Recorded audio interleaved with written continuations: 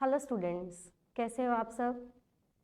उम्मीद करती हूँ आप अपने अपने घरों में बहुत अच्छे से होंगे और अपने अपने एग्ज़ाम की अच्छे से तैयारी कर रहे हो।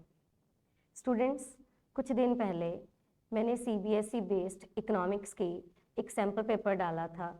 उम्मीद करती हूँ आप लोगों ने इसको सॉल्व किया होगा।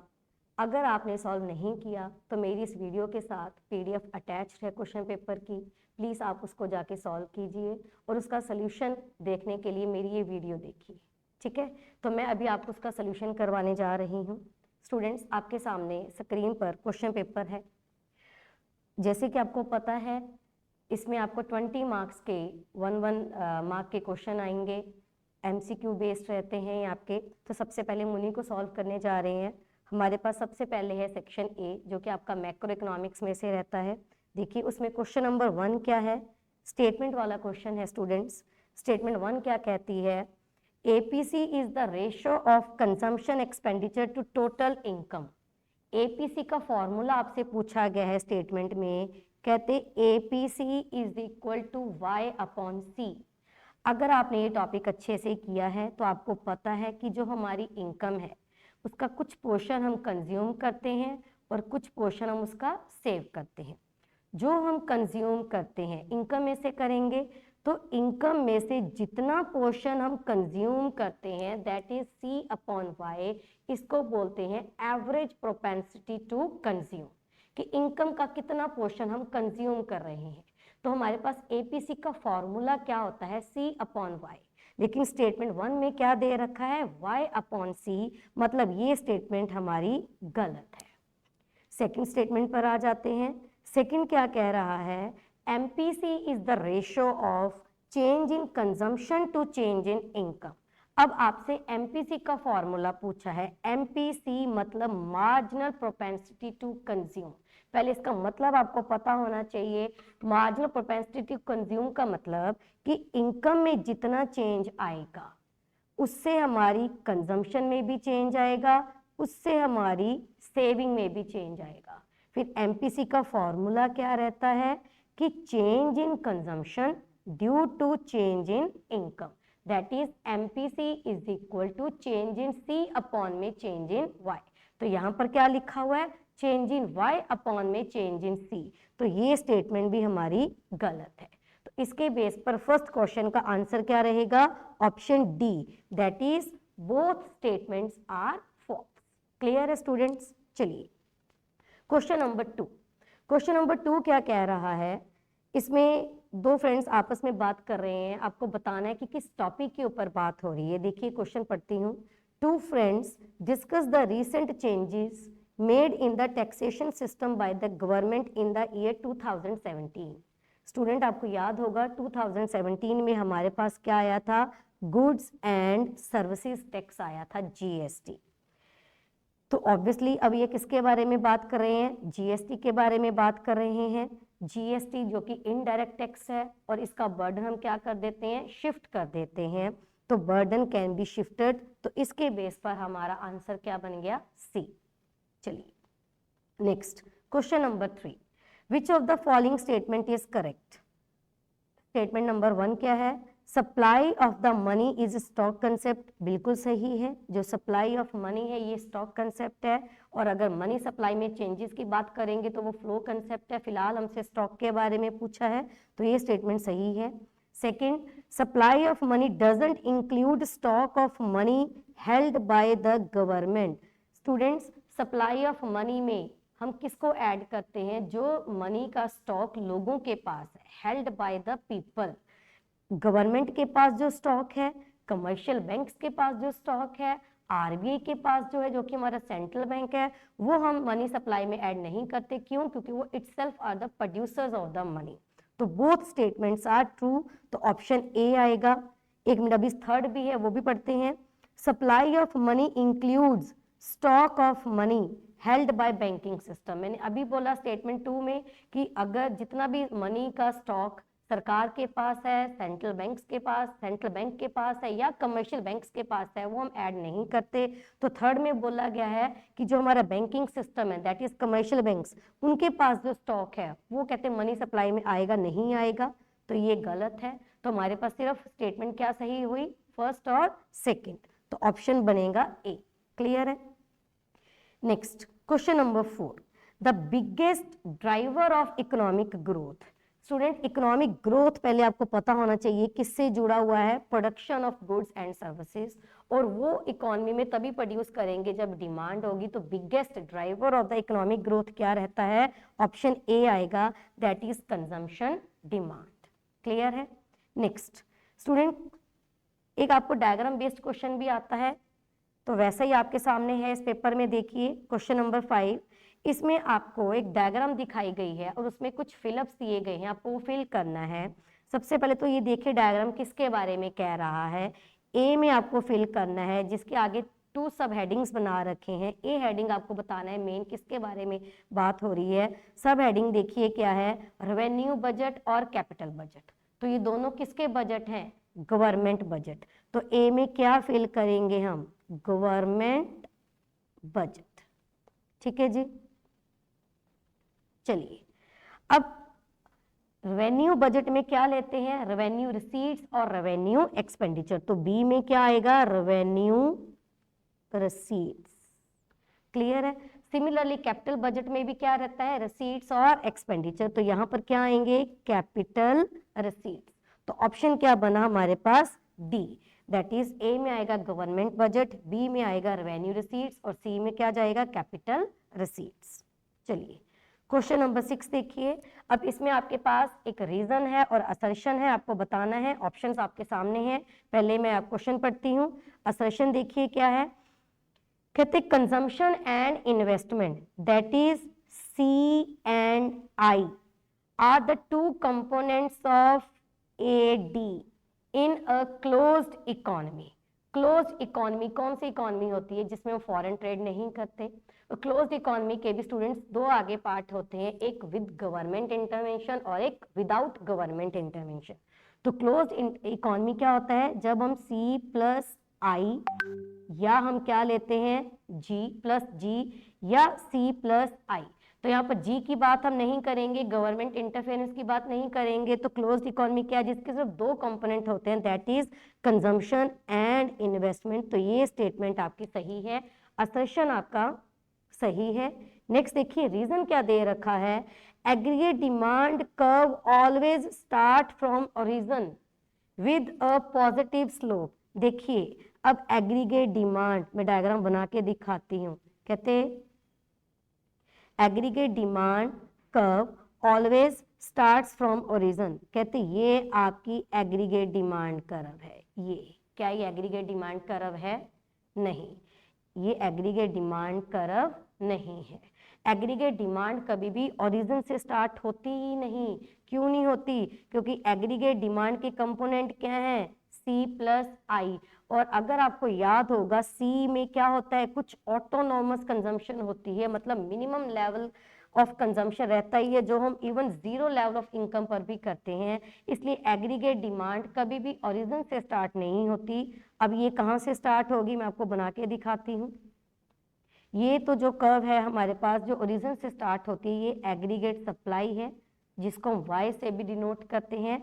और एग्रीगेट डिमांड Y एक्सिस से स्टार्ट होती है, कुछ इस तरीके से। तो ये है एग्रीगेट डिमांड। मतलब जो ये क्वेश्चन है, इसमें ये जो रीजन है ये गलत है।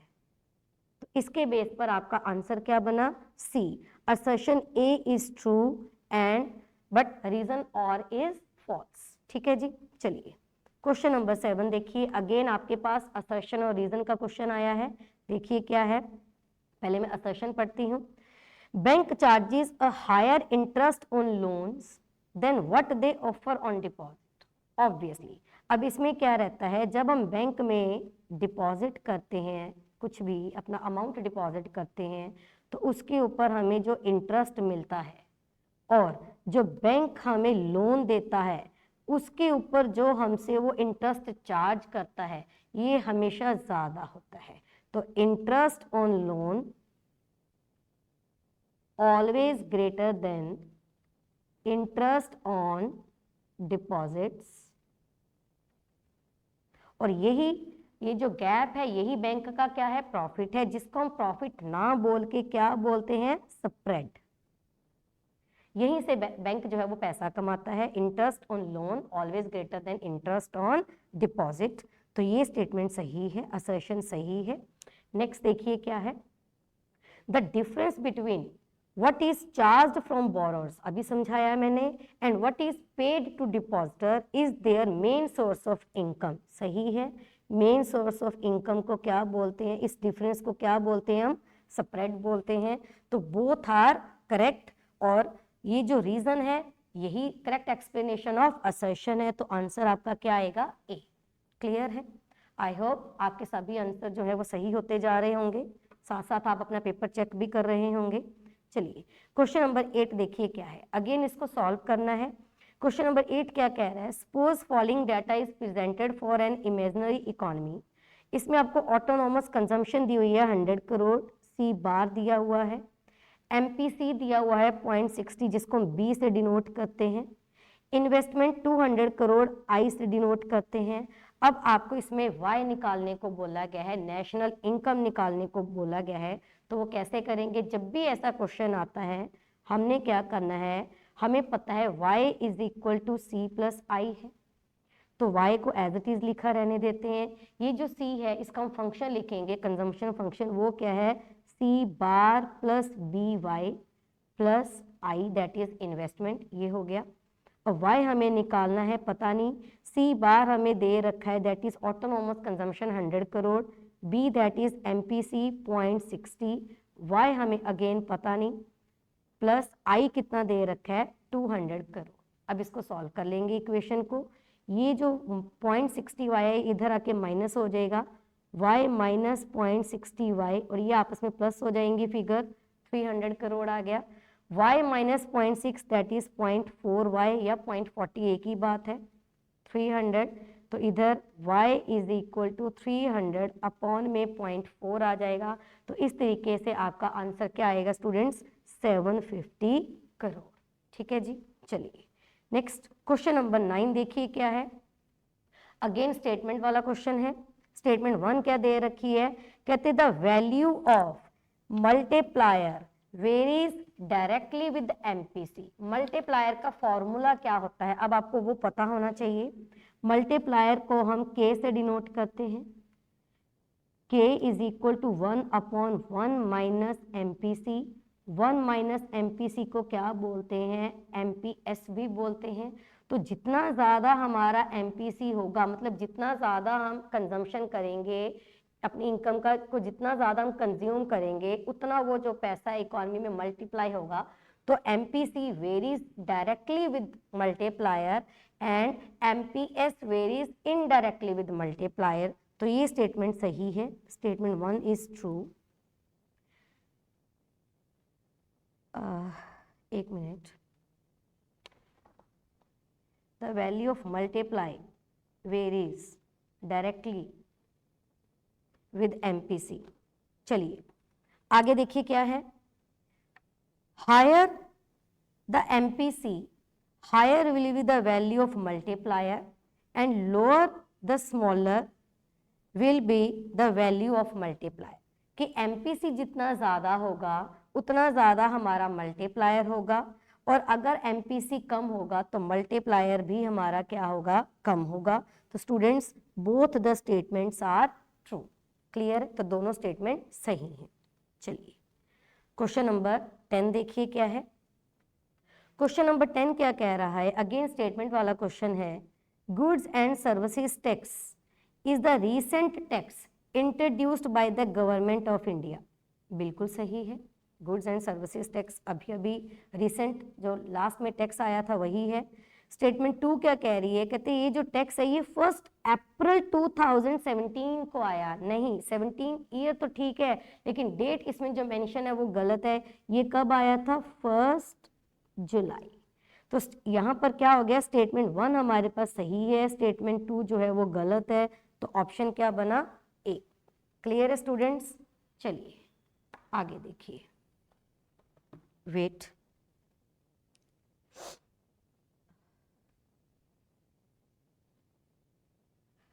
चलिए जी आगे क्वेश्चन नंबर 11। अब यहाँ से आपके जो हैं 3 मार्क्स के क्वेश्चन स्टार्ट हो रहे हैं। क्वेश्चन नंबर 11, 12 एंड 12, ये आपका जो है 3 मार्क्स के हैं, 2 क्वेश्चन 11 और 12। देखिए, domestic house hold services performed by a women may not be considered as an economic activity, defend और refute। जनरली आप लोग ना इस चीज में कंफ्यूज हो जाते हो कि डिफेंड का मतलब क्या है, रिफ्यूट का मतलब क्या है। स्टूडेंट्स, डिफेंड का मतलब उसको डिफेंड करना मतलब सही मानना, और रिफ्यूट का मतलब उसको रिफ्यूज करना कि ये स्टेटमेंट गलत है।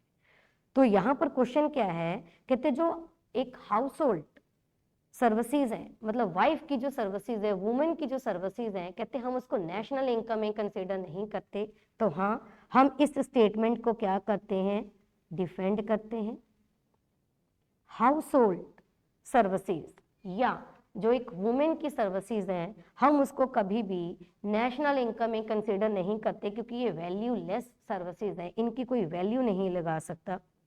तो अब आप क्या लिखोगे, कहते it is difficult to measure the monetary value of services performed by a women. तो एक वुमेन जो पूरा सुबह से लेकर शाम तक जो भी एक्टिविटीज करती है, जितना भी काम करती है, उस काम के बदले में आप उसको कितना पे करोगे, उसकी वैल्यू निकालना बहुत मुश्किल है, इसलिए हम इसको नेशनल इनकम में कंसीडर नहीं करते। और दूसरा, ये इकोनॉमिक एक्टिविटी नहीं है, क्योंकि इसमें ना तो उनका कोई मोटिव प्रॉफिट का है, ना किसी चीज़ को हासिल करना है, ये उनका मोटिव क्या है इसमें, for the sake of love and affection, इसलिए हम इसको नेशनल इनकम में कंसीडर नहीं करते। चलिए, सेकंड इसमें क्या पूछा है, compensation to the victim of cyclone, compensation in terms of rupees is an example of welfare measure taken by the government. State with valid reason should it be included or not included in the estimation of national income। Again हम इसको national income में consider नहीं करेंगे। क्यों नहीं करेंगे, क्योंकि ये एक टाइप की क्या है, ट्रांसफर पेमेंट है। क्लियर है। फर्स्ट जो स्टेटमेंट थी वो आपसे पूछा गया था क्या ये इकोनॉमिक एक्टिविटी है, तो आप लिखोगे नहीं, ये इकोनॉमिक एक्टिविटी नहीं है, नॉन इकोनॉमिक एक्टिविटी, क्योंकि ये किया गया for the sake of love and pleasure.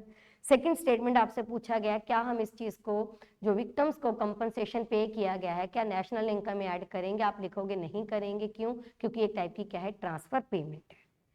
यहाँ पर मैं थोड़ा सा और क्लैरिफाई करना चाहूंगी, अगर यहाँ पर कंपनसेशन की जगह ये लिखा होता कि कुछ आइटम्स दी गई हैं विक्टिम्स को, कुछ फूड आइटम्स दी गई हैं या कुछ कपड़े दिए गए हैं, क्या हम उसको नेशनल इनकम में कंसिडर करेंगे, तब हमारा आंसर होता हाँ करेंगे, क्योंकि सरकार इन चीज़ों को खरीदने के लिए क्या करती है, एक्सपेंडिचर करती है, दैट इज कंजम्पशन एक्सपेंडिचर, फिर हम उसको नेशनल इनकम में ऐड करते हैं। लेकिन यहाँ पर पेमेंट हो रही है, वन साइडेड ट्रांजेक्शन है, यूनिलेटरल ट्रांजेक्शन है, तो हम इसको ऐड नहीं करेंगे।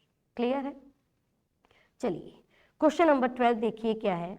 क्वेश्चन नंबर 12 का ए पार्ट क्या कह रहा है, कहते इंडियन रुपी प्लंग्ड, प्लंग मतलब उसकी वैल्यू जो है वो कम होती जा रही है, to all time low of rupees 84.48 against the US dollar. In the light of the above report, discuss the impact of the situation on Indian export and import। Student, question को solve करने से पहले सबसे पहले आप लिखोगे कि ये क्या है, this is called depreciation. Depreciation क्या होता है, जब हमारी इंडियन रुपी की वैल्यू कम हो जाती है इन टर्म्स ऑफ फॉरेन करेंसी, तो डेप्रिसिएशन का मीनिंग लिखोगे। फिर डेप्रिसिएशन का आपको इफेक्ट बताना है ऑन एक्सपोर्ट एंड इंपोर्ट। तो जब भी हमारी करेंसी डेप्रिशिएट होती है, इससे हमारा एक्सपोर्ट बढ़ जाता है, क्योंकि हमारी करेंसी की वैल्यू कम हो जाती है इन टर्म्स ऑफ अनदर करेंसी, और इससे जो हमारा इंपोर्ट है ये क्या हो जाएगा, कम हो जाएगा। ये दो बातें आपको इसमें लिखनी है। क्लियर है। चलिए नेक्स्ट, इसी का अब और में चॉइस में क्वेश्चन आया हुआ है, इंटरनल चॉइस है, देखिए वो क्या है, trade deficit must exist if a country is facing a situation of current account deficit, defend or refute। कहते अगर हमारी इकोनॉमी में करंट अकाउंट डेफिसिट हो रहा है तो ट्रेड डेफिसिट भी होगा, क्या ये सही है। अब आपको पहले करंट अकाउंट बैलेंस पता होना चाहिए क्या है, फिर आपको ट्रेड अकाउंट का बैलेंस पता होना चाहिए, तभी आप इसको आंसर दे पाओगे। करंट अकाउंट क्या होता है, जिसमें हम बैलेंसेस ऑफ ट्रेड लेते हैं, that is visible, balance of invisible लेते हैं, एंड बैलेंस ऑफ ट्रांसफर्स लेते हैं। तो कहने का मतलब जो हमारा करंट अकाउंट बैलेंस है ये एक बिगर कंसेप्ट है, ब्रॉड कंसेप्ट है। ट्रेड डेफिसिट सिर्फ किसको लेता है, विजिबल्स को लेता है, जो कि सिर्फ यही पार्ट है, फर्स्ट पार्ट। तो ट्रेड अकाउंट जो है is a part of current account. तो इट डजंट मीन कि अगर करंट अकाउंट में डेफिसिट आ रहा है तो ट्रेड में भी डेफिसिट होगा। तो ये स्टेटमेंट को आप क्या लिखोगे कि हम इसको रिफ्यूट करते हैं। क्लियर है जी? चलिए नेक्स्ट देखिए क्वेश्चन नंबर 13। अब क्वेश्चन नंबर 13 को आप पढ़ोगे, इसमें एक स्टेटमेंट दे रखी है सेंट्रल बैंक की, आपको बताना है कि इसमें कौन सा फंक्शन वो परफॉर्म कर रहा है। कहते it is indicated here RBI on Friday said it has imposed a penalty of rupees 5.72 crore on Federal Bank for deficiencies in regulatory compliance। पहली लाइन ही पढ़ के पता चल रही है कि RBI ने क्या किया, किसी एक कमर्शियल बैंक के ऊपर पेनल्टी इम्पोज कर दी। क्यों कर दी? क्योंकि उसने कुछ इंस्ट्रक्शंस को फॉलो नहीं किया।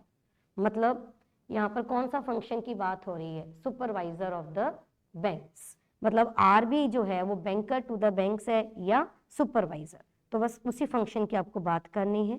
तो इसमें हमने क्या लिखना है, सुपरवाइजर की बात करनी है। ठीक है जी, चलिए नेक्स्ट क्वेश्चन नंबर 14 अगेन आपको सॉल्व करना है। मैं बताऊंगी इसमें ज्यादातर बच्चे गलती क्या करते हैं। पहले क्वेश्चन नंबर 14 देखिए क्या लिखा हुआ है। कहते in an economy C function is equal to 200 crore plus 0.5y is the consumption function where C is the consumption expenditure and Y is the national income. Investment expenditure is 400 crore. Is the economy in equilibrium at an income level of rupees 1500 crore? Justify your answer. सबसे पहले बताती हूँ question solve कैसे करना है, फिर बताऊंगी आप इसमें बिगेस्ट मिस्टेक क्या करते हो इस क्वेश्चन को सॉल्व करने में। सबसे पहले हम यहाँ पर y निकालेंगे स्टूडेंट, क्वेश्चन नंबर 14 को सॉल्व करने के लिए। y फॉर्मूला क्या है, c प्लस आई। y हमें पता नहीं, c फंक्शन दे रखा है 200 प्लस 0.5y प्लस आई कितना दे रखा है 400 करोड़। आप यहाँ से y की वैल्यू निकालोगे पहले, 200 plus 400 that is 600, 0.5y is equal to 600, y is equal to 600 upon 0.5। तो यहाँ पर आपके पास y की वैल्यू आ रही है 1200 करोड़। सबसे पहले आपने y की वैल्यू निकालनी है। अब क्वेश्चन आपसे क्या पूछ रहा है, is the economy in equilibrium at an income level of 1500 crore. क्या आपका आंसर 1500 करोड़ आया? नहीं आया। तो आप लिखोगे इकोनॉमी इक्विलिब्रियम में नहीं है, क्योंकि हमारा जो इनकम है वो आया 1200 करोड़ और यहाँ पर दे रखा है 1500। क्लियर है, जस्टिफाई हो गया आपका आंसर। यहाँ पर आपको पूरे 4 मार्क्स मिल जाएंगे। लेकिन अब बच्चे करते क्या है, इसमें गलत क्या करते हैं, यहाँ पर मैं क्रॉस लगा के दिखा रही हूँ। ये जो इनकम दे रखे 1500 करोड़, इसी को यहाँ पर पुट करते हैं y की जगह, फिर लिखते हैं c प्लस आई, ऐसे करके क्वेश्चन करते हैं। तब भी हो सकता है आपका आंसर सही आ जाए, लेकिन ये तरीका गलत है, हमें इसको ऐसे नहीं करना। ठीक है जी, चलिए आगे देखिए क्वेश्चन नंबर 15 क्या कह रहा है। क्वेश्चन नंबर 15 कहते the government under Ujjwal Yojana is providing free LPG kitchen gas connection to the families below the poverty line. तो सरकार कुछ गैस कनेक्शंस दे रही है BPL फैमिली को। What objective is the government trying to fulfill through the government budget and how? Explain। तो यहाँ पर सबसे पहले आपको उज्ज्वल योजना के बारे में पता होना चाहिए कि ये क्या है। कहते उज्ज्वल योजना क्या है, जिसमें सरकार फ्री गैस कनेक्शन देती है to the families below poverty line. ये क्वेश्चन में गिवन है। इसमें मेन मोटिव क्या है, this is to help the poor people with a clean fuel for cooking purpose. जब हमारे पास LPG नहीं है तो अनदर ऑप्शन क्या है खाना पकाने के लिए, हम चूल्हे पे काम करेंगे, जिसमें कोल को यूज़ करेंगे, लकड़ी को यूज़ करेंगे, तो इससे बहुत ज़्यादा पोल्यूशन क्रिएट होता है। तो एक क्लीन फ्यूल है LPG, जिससे हम खाना पका सकते हैं। This will improve their eyesight and health. आपने सुना होगा या देखा भी होगा कि जो लोग चूल्हे पे काम करते हैं, लकड़ी पे खाना पकाते हैं, कोयले पे खाना पकाते हैं, उनके उसके धुएं से उनकी हेल्थ जो है वो काफी खराब हो जाती है और इससे आंखों पे भी बुरा असर पड़ता है। Through this yojana the government is trying to boost up social welfare. तो यहाँ पर मेन मोटिव क्या है सरकार का? सोशल वेलफेयर है। This step will also boost up the moral of the poor. इससे उनकी जो मोरल हेल्थ है वो भी काफी इंप्रूव होगी और उनकी जो एफिशिएंसी है, प्रोडक्टिव एफिशिएंसी, वो भी इंप्रूव होगी। तो इससे सरकार क्या कर रही है? बजट में क्या कर रही है? इनइक्वालिटीज ऑफ इनकम को जो है वो खत्म कर रही है। मतलब जो पुअर पीपल हैं, जिनको एलपीजी सिलेंडर की फैसिलिटी नहीं मिल रही क्योंकि इनका रेट बहुत ज्यादा है, तो सरकार क्या करती है? इनइक्वालिटी को कम करने के लिए उनको सब्सिडाइज रेट पर उनको ये जो फ्री में कनेक्शन दे रही है। क्लियर है? चलिए नेक्स्ट। तो ये सब आपने इसमें लिखना है। अब स्टूडेंट इसका बी पार्ट देखिए क्या है। ये चॉइस में है, जो बी पार्ट है इंटरनल चॉइस है। यहाँ पर मैं लिख भी देती हूँ और लिखा नहीं हुआ। Explain the distinction between the following. दो पार्ट है चॉइस में, या तो आप ये कर लो, उज्ज्वल योजना वाला क्वेश्चन कर लो, या जो इंटरनल चॉइस में दो पार्ट है ये करने होंगे। क्या कह रहा है? A part, revenue expenditure and capital expenditure in a government budget. आपको डिफरेंस बताना है रेवेन्यू एक्सपेंडिचर और कैपिटल एक्सपेंडिचर में। देखिए revenue expenditure and capital expenditure. Students आपको पता होगा कि जो रेवेन्यू एक्सपेंडिचर है ये सरकार के फालतू के खर्चे हैं। मतलब ये सरकार, फालतू कहने का मतलब इसमें ना तो कोई सरकार का जब खर्चा करती है ना तो सरकार के कोई एसेट्स बनते हैं और ना ही सरकार की कोई लाइबिलिटी कम होती है। तो it doesn't effect the assets and liabilities. तो रेवेन्यू एक्सपेंडिचर सरकार का मेन मोटिव क्या होता है? Social welfare. एक तो ये लिखोगे और दूसरा एसेट्स और लाइबिलिटी वाली बात लिखोगे कि doesn't create any asset for the government nor reduces liability.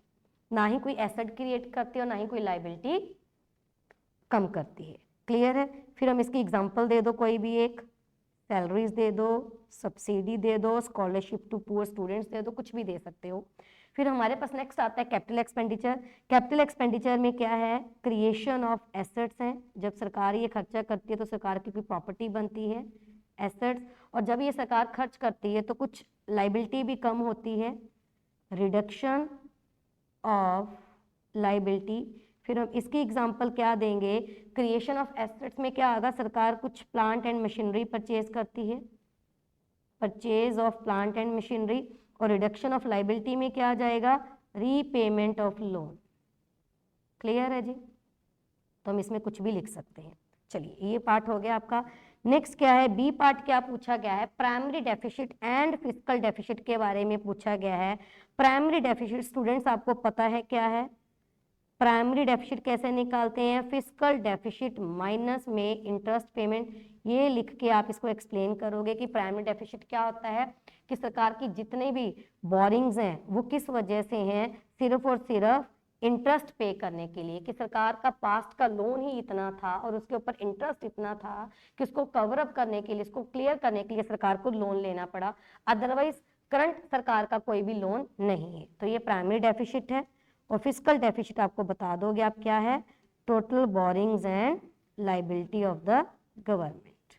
Clear है? चलिए स्टूडेंट्स आगे देखिए। Next question number 16, explain the meaning of deflationary gap, use diagram. Also explain the role of open market operations in reducing this gap.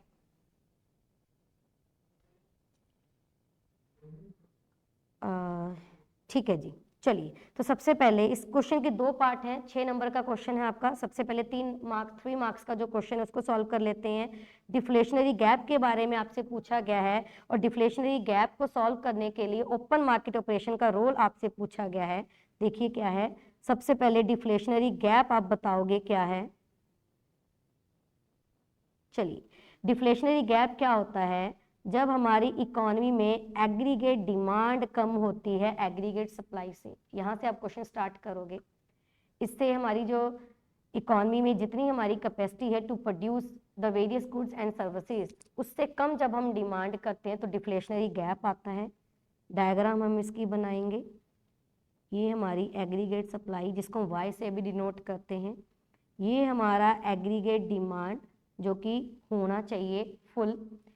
यहाँ पर हम equilibrium में आते हैं, मतलब हमारी कैपेसिटी है to produce O Q amount of goods and services, लेकिन जब हम इससे कम डिमांड करते हैं तो इससे नीचे आप एक एग्रीगेट डिमांड की कर्व जो है वो ड्रॉ करोगे, यहाँ पर लिखोगे यू मतलब अंडर, और आपने डिमांड कितना किया ओ क्यू 1, मतलब हमारी कैपेसिटी है O Q amount of goods and services produce करने की, लेकिन आपने डिमांड कितनी करी ओ क्यू 1, तो हमारी सप्लाई ज़्यादा हो गई, आपने डिमांड कम करी, और ये जो गैप आता है इसको क्या बोलते हैं हम, डिफ्लेशनरी गैप। ठीक है जी, चलिए अब इस गैप को सॉल्व कैसे करना है, through open market operation. Open market operation एक हमारे पास जो है सरकार आरबीआई का एक मेजर है, जिसमें आरबीआई क्या करता है, सेंट्रल बैंक क्या करता है, सरकार को इंस्ट्रक्शंस देगी कि आप मार्केट में जाकर शेयर्स को जो सरकार ने पहले कभी बेचे थे पब्लिक को, कि वो जाके बाय बैक कर लो। सरकार जब उन शेयर्स को सिक्योरिटीज को सरकार जब उन शेयर्स को बाय बैक करेगी तो क्या होगा, वो पब्लिक को पैसा देगी, तो इससे हमारे पास मनी सप्लाई बढ़ जाएगी इकोनॉमी में, जिससे हमारी जो डिमांड है वो भी बढ़ जाएगी। तो ओपन मार्केट ऑपरेशन जिसको हम क्या बोलते हैं, OMO।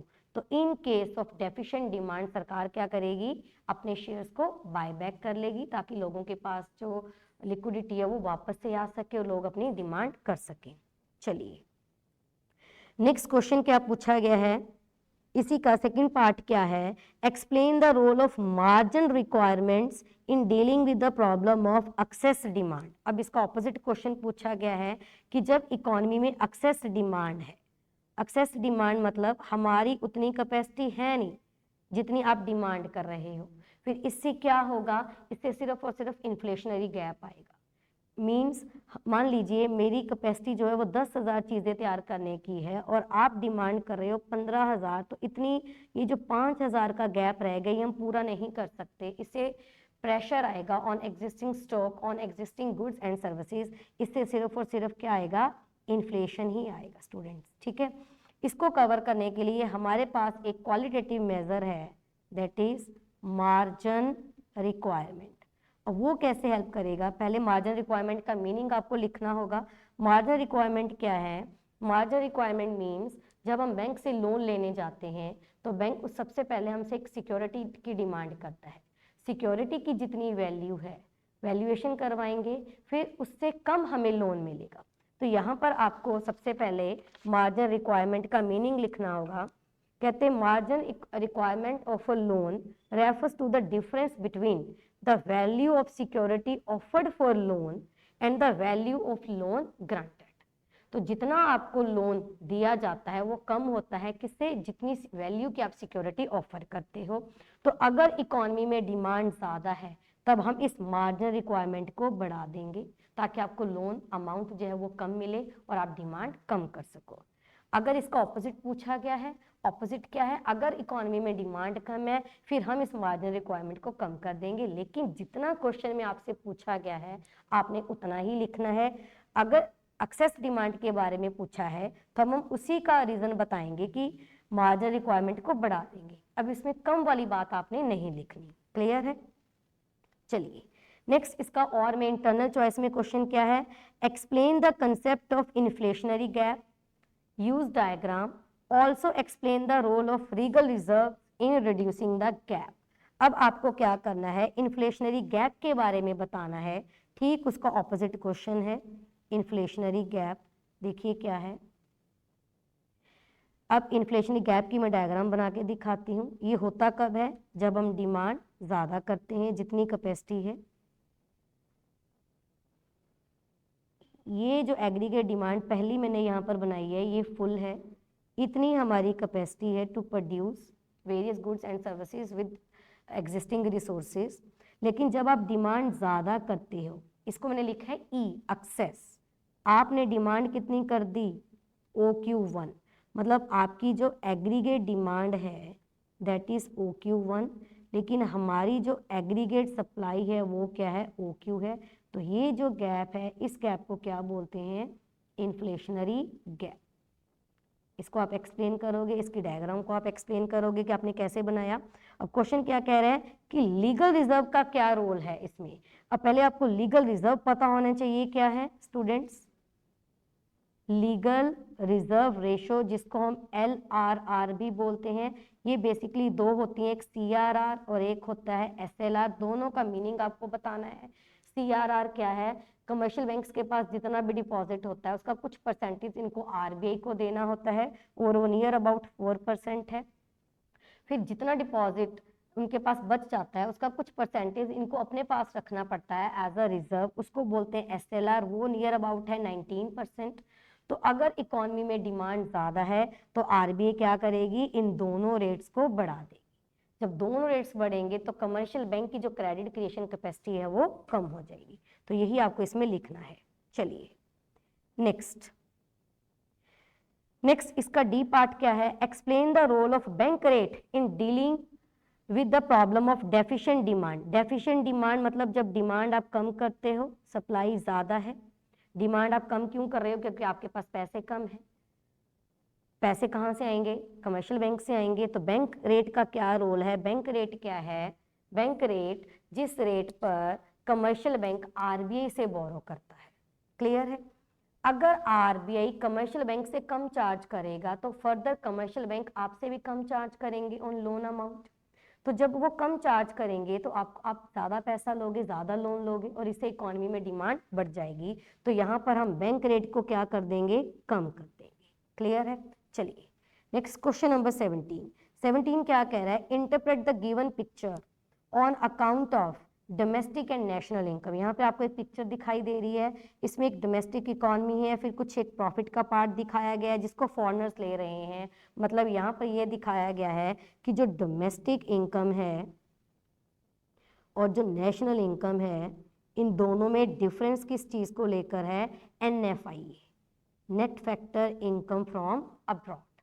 अब net factor income from abroad कैसे निकालते हैं, factor income from abroad minus factor income to abroad. मतलब हम जो बाहर से पैसा कमा कर लेकर आ रहे हैं माइनस जो फॉरेनर्स को हम दे रहे हैं उनकी फैक्टर सर्विसेज के बदले में, उसको बोलते हैं NFIA। तो जब हम डोमेस्टिक इनकम कैलकुलेट करते हैं तो NFIA हम उसमें कंसीडर नहीं करते, लेकिन जब हम नेशनल इनकम कैलकुलेट करते हैं तब हम NFIA को ऐड करते हैं। तो बेसिकली ये हुआ क्या, domestic income plus NFIA is equal to क्या बनता है, नेशनल इनकम। कुछ इस तरीके से आपको इस क्वेश्चन को सॉल्व करना है। चलिए अब इसका बी पार्ट करते हैं। बी पार्ट क्या है, from the given data find the value of NNP at MP। अब आपको क्या निकालना है, NNP एट MP निकालना है। ट्रांजेक्शन्स देखो, ट्रांजेक्शन्स देखकर आपको पता चल जाएगा कि एक्सपेंडिचर मेथड है और एक्सपेंडिचर मेथड से हम क्या निकालते हैं, GDP एट MP। तो सबसे पहले यहाँ पर हम GDP एट MP निकाल लेंगे। चलिए मैं यहीं पर सॉल्व कर रही हूँ। तरीका क्या है इसको सॉल्व करने का, जो इस मेथड से निकलता है वो निकाल लो। GDP एट MP, सबसे पहले हम एंट्री डालेंगे प्राइवेट कंजम्पशन एक्सपेंडिचर, वो कितने हैं 8000। सेकंड एंट्री हमेशा रहती है गवर्नमेंट एक्सपेंडिचर्स की और वो कितना है 3000। फिर उसके बाद थर्ड एंट्री होती है ग्रॉस डोमेस्टिक कैपिटल फॉर्मेशन, और ये किससे बनता है, gross domestic fixed capital formation. और बी में क्या करते हैं, चेंज इन स्टॉक। तो ये हमारा मेन हेडिंग है gross domestic capital formation.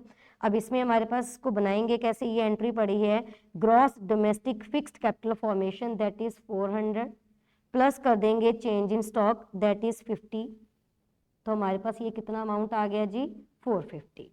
Next fourth entry हम इसमें क्या लेते हैं, नेट एक्सपोर्ट्स। नेट एक्सपोर्ट्स हमारे पास माइनस में पड़े हैं तो माइनस कर देंगे। इन फिगर को जब हम ऐड करेंगे तो हमारे पास GDP एट MP कितना आया 11390 करोड़। अब हमने क्या बनाना है, इससे NNP एट MP बनाना है। एन मतलब ग्रॉस एंड नेट में बनाना है, माइनस हम इसमें कर देंगे डेप्रिसिएशन, और डेप्रिसिएशन की फिगर देखिए कितनी पड़ी है, consumption of fix capital that is 40, तो -40 हो जाएगा इसमें। फिर डोमेस्टिक का नेशनल बनाना है, प्लस कर देंगे NFIA। स्टूडेंट क्वेश्चन देखिए, NFIA की एंट्री क्या पड़ी है, net factor income to abroad, to minus में होता है लेकिन फिर ये आगे फिगर माइनस में पड़ी है, मतलब ये फ्रॉम में ही है, तो आप कुछ इस तरीके से भी इसको लिख सकते हो, टू जो कि पड़ा है माइनस में होता है टू, ठीक है, और अगेन माइनस में पड़ी है तो माइनस माइनस ये प्लस हो जाएगा, मतलब +80 हो जाएगा ये। तो यहाँ पर हमारे पास जो आंसर है वो आ जाएगा 11430 करोड़, तो ये आपका आंसर है, ठीक है जी। चलिए नेक्स्ट अब हम इसका बी पार्ट कर रहे हैं, बी सेक्शन कर रहे हैं, जो कि आपका इंडियन इकोनॉमी से है। तो इसमें भी पहले 10 क्वेश्चन आपके एक एक नंबर के हैं, उसको सॉल्व कर लेते हैं। चलिए फर्स्ट क्वेश्चन देखिए, the introduction of economic reforms in Pakistan took place in, तो ये ऑप्शन सी जाएगा 1988, इसमें कोई समझाने वाली बात नहीं है। Next question number 19, the first 5-year plan was launched for a period from dash in India, ये हमें पता है 1951 टू 1956 फर्स्ट 5-year प्लान था हमारा। नेक्स्ट क्वेश्चन नंबर 20 देखिए क्या है, dash and dash are the reasons for the slow down of Pakistan economy since independence, Pakistan economy में स्लो डाउन के रीजंस क्या हैं, तो एक है पॉलिटिकल इंस्टेबिलिटी, एक है over dependence on remittance from abroad, stable performance तो नहीं थी एग्रीकल्चर सेक्टर की, सर्विस सेक्टर की भी कोई खास ग्रोथ नहीं थी, तो ऑप्शन फर्स्ट एंड सेकंड ही बना है, तो ऑप्शन आएगा ए। क्लियर है जी। नेक्स्ट देखिए question number 21,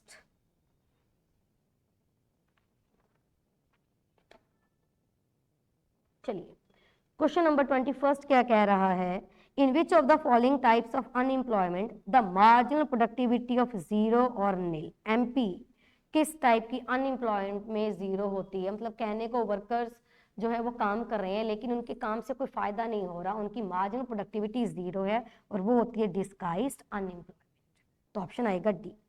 question number 22, from the set of the statements given in column 1 and column 2 choose the correct pair, pair find out करना है, तो एक एक करके देखते हैं। कहते हैं एस्टेब्लिशमेंट ऑफ गैट, ये जो गैट की एस्टेब्लिशमेंट है ये 1948 में हुई थी, ये सही है। Example of Navratna, steel authority of India limited, ये नवरत्न नहीं है, ये महारत्न है, तो ये गलत है। स्विस कैनाल कहते ओपन इन 1879, तो ये 1869 में ये काम करना इसने शुरू किया था, ओपन इन 1869, कंप्लीट हो गई थी मतलब 1869, तो ये गलत है। इन कॉर्पोरेशन ऑफ टिस्को 1910 लिखा हुआ है, यहाँ पर 1907 आना चाहिए था, तो हमारे पास जो ए का 1 है ये पेयर सही है, तो ऑप्शन ए टिक कर हो गया। Question number 23, read the following statements carefully, statement 2 दे रखी है। Statement number 1, education contributes to economic growth, सही है। Education confers higher income capacity on people, दोनों सही है, क्योंकि जितना हमारे लोग पढ़ेंगे लिखेंगे उतना उनकी जो अर्निंग कैपेसिटी है वो बढ़ती है, तो दोनों बातें सही हैं, तो both the statements are true, option आएगा सी। चलिए next question number 24, the reform process in China also involve dual pricing, China ने मिक्स्ड इकोनॉमी लेकर आया था, सही है, मिक्स्ड इकोनॉमी है। In order to attract foreign investors, special economic zones were set up in China, दोनों बातें सही हैं, both the statements are true.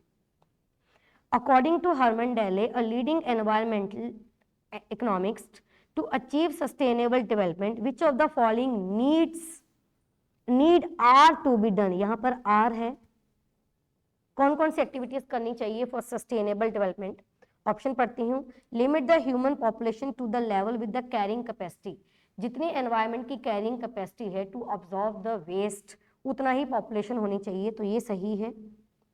Technological progress should be input efficient and not input consuming, technology हमारी ऐसी कि ज़्यादा वो एफिशिएंट हो, ना कि हम टेक्नोलॉजी को ज़्यादा कंज्यूम करें, तो ये भी सही है। Inefficiencies arising from pollution should be corrected, हाँ इसको करेक्ट करना चाहिए, तो ऑल आएगा, इसका ऑप्शन बनेगा G D.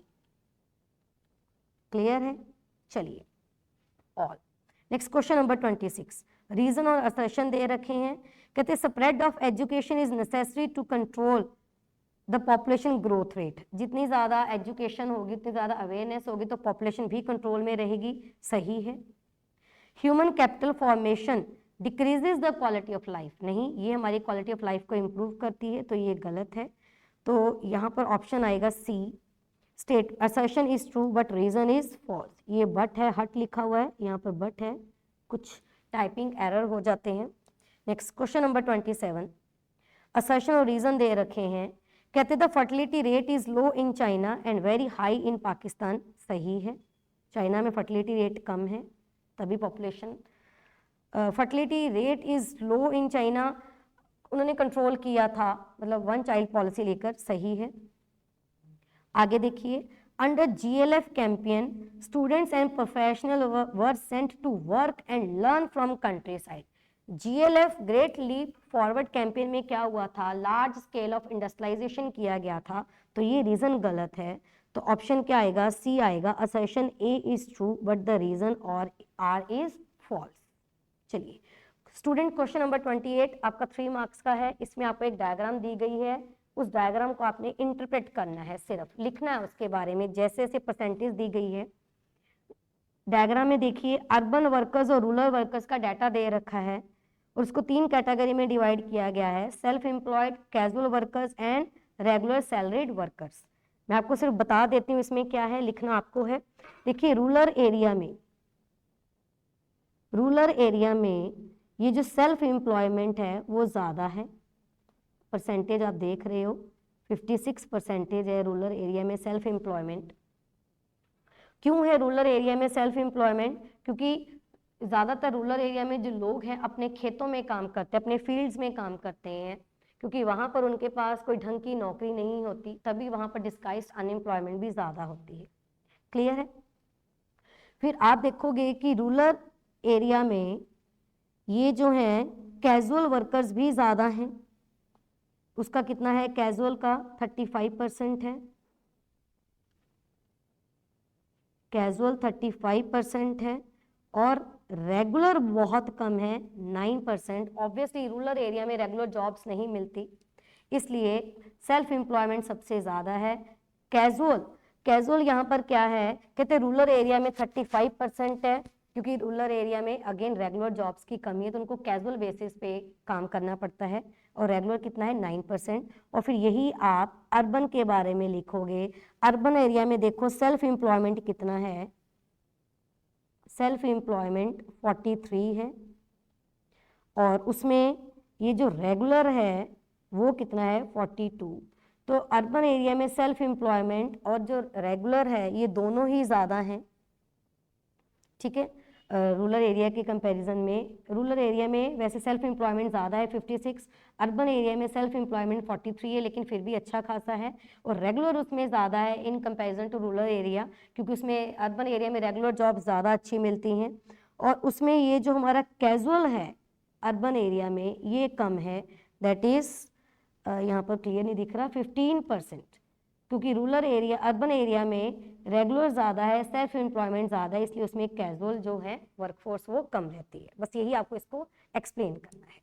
Next, explain how investment in education stimulates the economic growth. अब आपको इसमें एजुकेशन का रोल लिखना है इन इकोनॉमिक ग्रोथ। अब देखिए, एजुकेशन से क्या होता है, हमें पता है एजुकेशन से अवेयरनेस आती है, एजुकेशन से हम एक रिस्पॉन्सिबल सिटीजन बनते हैं, एजुकेशन से हमें पता चलता है कि हमने जो हमारी कंट्री के जो स्केर्स रिसोर्सेज हैं उसको कैसे अच्छे तरीके से यूटिलाइज करना है। इससे हमारी जो मेंटल हेल्थ है, मेंटल पावर है, वो इम्प्रूव होती है। इससे हमारी जो प्रोडक्टिविटी है वो इम्प्रूव होती है, और इससे हमारा जो सोशल परसेप्शन है, जो चीज़ों को देखने का नज़रिया है, उसमें चेंजेस आते हैं, और पॉपुलेशन तो हमारी कंट्रोल होती ही है। तो यहाँ पर आपको एजुकेशन के बेनिफिट्स लिखने हैं। ठीक है जी।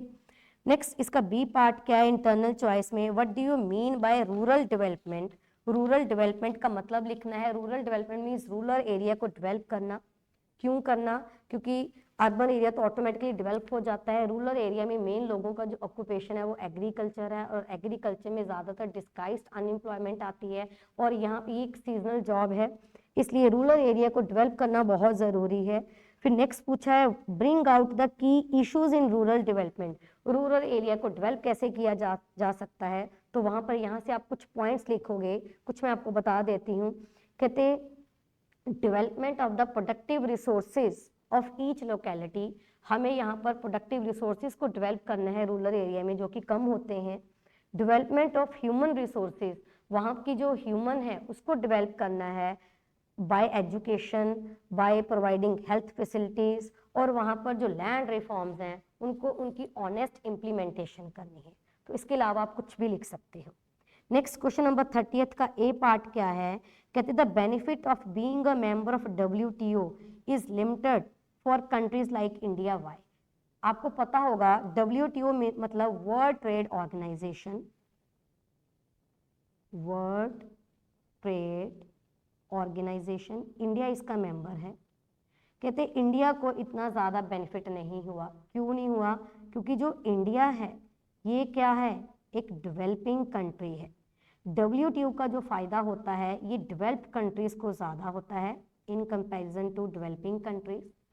और जब हम डेवलप्ड कंट्रीज़ के साथ ट्रेड करते हैं तो डेवलप्ड कंट्रीज़ तो अपना प्रोडक्ट डेवलपिंग इकॉनमी में भेज देते हैं, लेकिन हमारी जो इकॉनमी जो कि डेवलपिंग इकॉनमी है जिसका मेन ऑक्यूपेशन एग्रीकल्चर है, ये हमसे एग्रीकल्चर प्रोडक्ट लेने के लिए तैयार नहीं होते।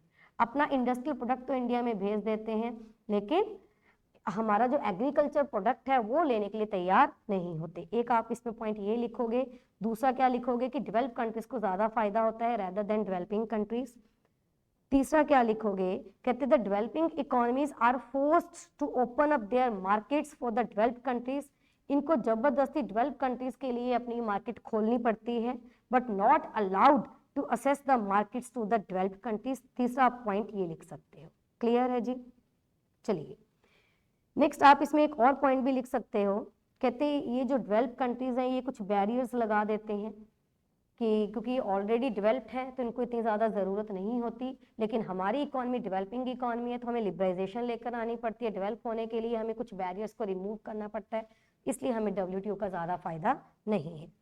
नेक्स्ट क्वेश्चन नंबर इसी का इंटरनल चॉइस में देखिए क्या है, बी पार्ट क्या कह रहा है।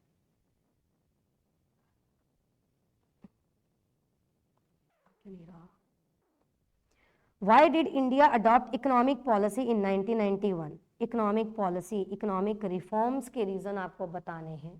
इकोनॉमिक रिफॉर्म्स क्यों अडॉप्ट किए, इसके रीजंस कुछ भी आप लिख सकते हो। हमारा फॉरेन एक्सचेंज रिजर्व बहुत कम था, हमारी जो फिजिकल डेफिसिट बहुत ज़्यादा थे, BOP की जो पोजीशन थी बैलेंस ऑफ पेमेंट की वो भी अनफेवरेबल थी, इन्फ्लेशन बहुत ज़्यादा था, टैक्सेशन सिस्टम हमारा कॉम्प्लिकेटेड था। तो आप इसमें कोई भी 4-5 पॉइंट लिख सकते हो।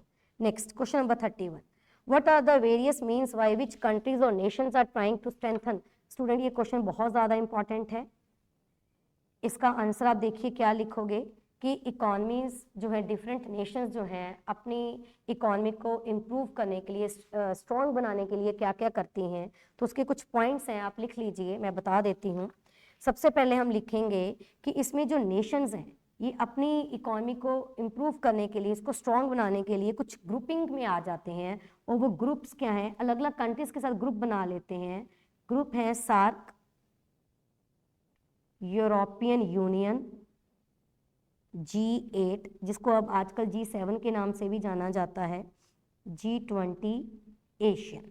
तो सबसे पहले हम ये पॉइंट ज़रूर लिखेंगे, इसमें बिना इसके आपको मार्क्स नहीं मिलेंगे, कि हम यहाँ पे कुछ ग्रुप्स बना लेते हैं, ब्लॉक्स बना लेते हैं एक दूसरे को कोऑपरेट करने के लिए, अपने इंटरेस्ट को सेफगार्ड करने के लिए।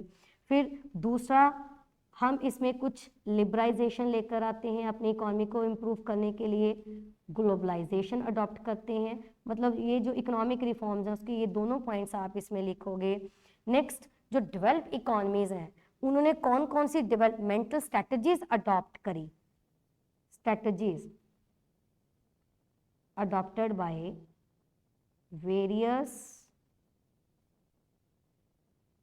developed economies।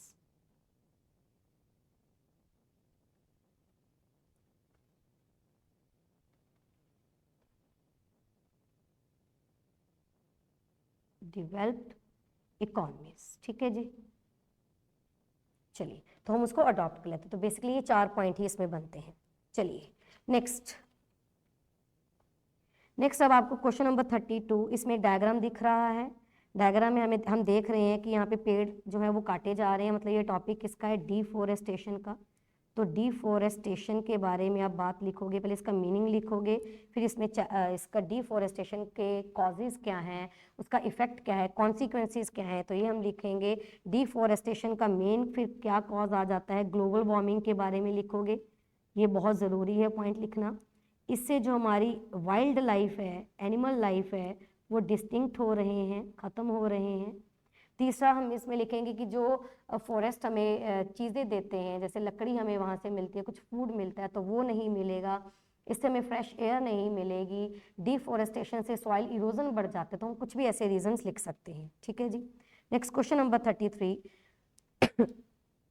Is it necessary to generate employment in formal sector rather than in informal sector. अब आप में इसमें फॉर्मल सेक्टर और इनफॉर्मल सेक्टर का कंपैरिजन हमें लिखना है। हमें पता है कि फॉर्मल सेक्टर में ज़्यादा जॉब सिक्योरिटी होती है, फॉर्मल सेक्टर में हमारे इंटरेस्ट को प्रोटेक्ट किया जाता है, हमें सोशल सिक्योरिटी स्कीम्स भी प्रोवाइड की जाती हैं after retirement, after living the job, और इसमें आप अपनी ट्रेड यूनियन भी बना सकते हो। तो इसलिए फॉर्मल सेक्टर में ज़्यादा एम्प्लॉयमेंट अपॉर्चुनिटी होनी चाहिए। ठीक है जी, next explain the role of government in generating employment opportunity. अब सरकार क्या करती है एम्प्लॉयमेंट अपॉर्चुनिटी को लेकर आने में, कहती है जो सरकार है ये डायरेक्ट और इनडायरेक्ट दोनों एफर्ट करती है। डायरेक्टली तो सरकार बहुत सारी जॉब अपॉर्चुनिटीज, एम्प्लॉयमेंट को बढ़ाने के लिए कुछ अपॉर्चुनिटीज लेकर आती है। आप इसमें स्कीम्स लिख सकते हो जो सरकार की करंट एक्टिव स्कीम्स हैं कि सरकार ने एम्प्लॉयमेंट को बढ़ाने के लिए क्या क्या किया। और इनडायरेक्टली आप इसमें क्या लिखोगे कि जितना भी प्राइवेट सेक्टर है वो भी गवर्नमेंट सेक्टर के साथ जुड़कर इस प्रॉब्लम को सॉल्व करने में हेल्प करता है, अनएम्प्लॉयमेंट को सॉल्व करने में, लोगों को ज़्यादा से ज़्यादा एम्प्लॉयमेंट अपॉर्चुनिटी प्रोवाइड करके। ठीक है जी, नेक्स्ट है, अच्छा अब ये जो क्वेश्चन नंबर 33 है स्टूडेंट्स, इसमें ना ये और नहीं है, ये गलती से आ गया। इसके ए और बी दोनों पार्ट करने हैं जो कि 3 मार्क्स के हैं। अब उसके बाद इंटरनल चॉइस है, और यहाँ पर चॉइस है या तो आप ए और बी कर लो या आप सी और डी करोगे। सी क्या है, bring out the need for on the job training. अब आपको ट्रेनिंग के फायदे लिखने हैं। ट्रेनिंग का क्या फायदा होता है बताइए। ट्रेनिंग हमारी जो है, इससे हमारी जो स्किल है वो इम्प्रूव होती है, ह्यूमन कैपिटल फॉर्मेशन को बढ़ाने में हमारी हेल्प करता है। ड्यूरिंग ट्रेनिंग सुपरवाइजर को पता चल जाता है कि किसी पर्सन में कितनी कैपेबिलिटी है और कितनी जल्दी वो किस काम को सीख सकता है, तो उनको पता चलता है प्रॉब्लम के बारे में कि कितना स्लो लर्नर है, उसको इम्प्रूव कैसे किया जा सकता है। और ट्रेनिंग से हमारी जो एफिशिएंसी है वो इम्प्रूव होती है। तो बेसिकली हमने ट्रेनिंग के एडवांटेज लिखने हैं। नेक्स्ट है explain the role of micro credit in meeting credit requirements of the poor. Micro credit program क्या है, माइक्रो क्रेडिट प्रोग्राम के अंडर जो है सेंट्रल बैंक इंस्ट्रक्शन क्या देता है, जितने भी बैंक्स हैं कि जो पुअर पीपल हैं उनको लो रेट ऑफ इंटरेस्ट पर जल्दी से जल्दी लोन मिले। जब भी वो हम उनको लोन देते हैं, कहते हैं उनसे सिक्योरिटी ज़्यादा ऑफर में ना लें, कोलेटरल सिक्योरिटी ना लें, और लोन रीपेमेंट की जो कंडीशंस है वो लीनियंट होनी चाहिए। तो बस यही हम इसमें कुछ लिखेंगे। ठीक है, माइक्रो क्रेडिट प्रोग्राम के बारे में आपको लिखना है और फिर पुअर लोगों की कैसे हेल्प करते हैं उसके बारे में लिखना है। Next question number 34 again 6 marks का है। इसमें ग्रीन रेवोल्यूशन के बारे में बताया गया है, आप ये पूरा पैसेज पढ़ोगे। फिर क्वेश्चन ए क्या कह रहा है, why was green revolution implemented and how did it benefit the farmers. Green revolution क्यों आया था, ग्रीन रेवोल्यूशन कब आया था, पहले वो बता देना क्यों आया था। प्रोडक्टिविटी को इम्प्रूव करने के लिए आया था। ग्रीन रेवोल्यूशन में क्या क्या था, हाई यील्डिंग वैरायटीज प्रोग्राम था, उसके बारे में आप बात बताओगे। फिर इससे फार्मर्स को क्या फ़ायदा हुआ, इससे उनकी जो प्रोडक्टिविटी है, प्रोडक्शन है, वो इम्प्रूव हुई। ठीक है, बस यही लिखना है।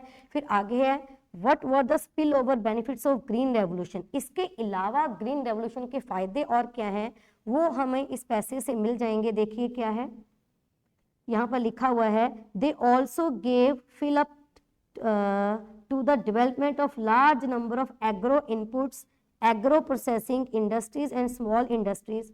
This strategy of agriculture development made the country self reliant in food grain production. फिर आगे पूछा है how did it led to regional disparity, उसका आंसर भी हमें पैसे से मिलेगा। But the green revolution was initially confined to irrigated areas only. कहते ग्रीन रेवोल्यूशन सिर्फ कुछ इरीगेटेड एरिया के लिए आया था जिसमें इरीगेशन फैसिलिटी थी। जिन एरियाज में इरिगेशन की फैसिलिटी नहीं है वहां पर ग्रीन रेवोल्यूशन का कोई फायदा नहीं हुआ। और वो कहाँ पर हुआ? फायदा सिर्फ पंजाब, हरियाणा, वेस्टर्न यूपी, आंध्र प्रदेश और गुजरात में ही हुआ। ये है रीजनल डिस्पैरिटी। तो यहाँ पे हमें कुछ स्टेट्स के नाम भी मेंशन करने हैं, ठीक है। एग्रीकल्चर का फायदा क्या है, इसके अलावा ग्रीन रेवोल्यूशन का फायदा क्या है, इसके अलावा फार्मर्स के अलावा वो यहाँ पर लिखा हुआ है कि एग्रो इनपुट्स, मतलब कुछ ऐसी इंडस्ट्रीज हैं जो एग्रो बेस्ड हैं, जो इनपुट्स, उनको इनपुट्स कहाँ से मिलते हैं? एग्रीकल्चर से मिलते हैं। तो उन इंडस्ट्रीज को बूस्ट अप करने में हेल्प मिली ग्रीन रेवोल्यूशन से। स्मॉल स्केल इंडस्ट्रीज को फायदा हुआ। तो ये हमें बी पार्ट में लिखना है। क्लियर है जी? तो ये जो है आपका, यहाँ पे मैंने पूरा पेपर सॉल्व करके दिखा दिया। अब आप अपने आंसर इससे मैच कर लीजिए और देखिए आपकी कितनी तैयारी है। ठीक है जी, चलिए, थैंक यू।